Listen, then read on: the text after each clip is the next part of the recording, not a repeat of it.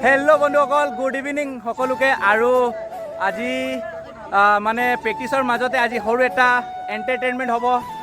মানস যিটো মই ডান্সটো শিকাইছিলোঁ, গানটো কি আছিলে মানস? তোমাৰ ডান্স শিকা গানটো কি আছিলে?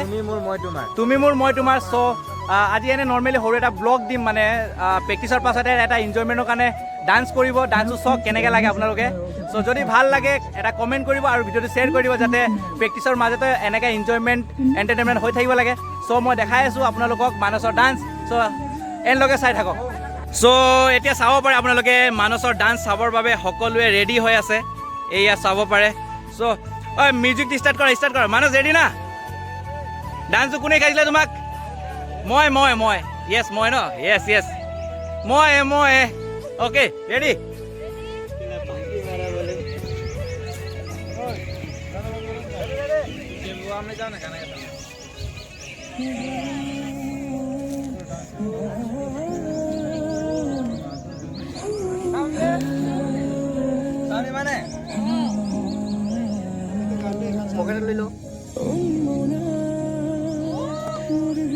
মজা।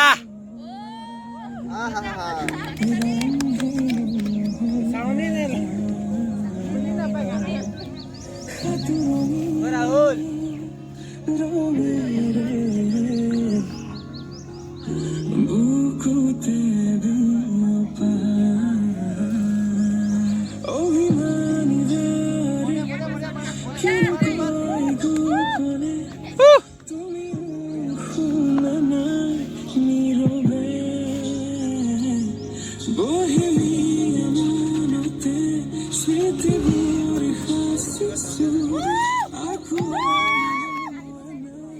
মজা।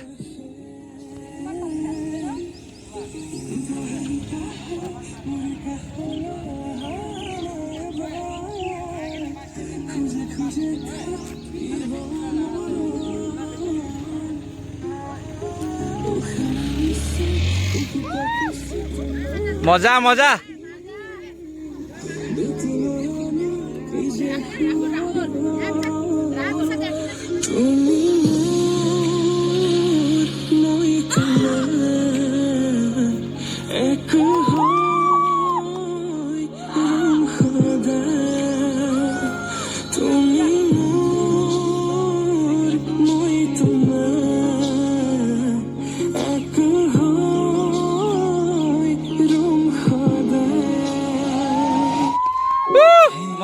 মজা বঢ়িয়া।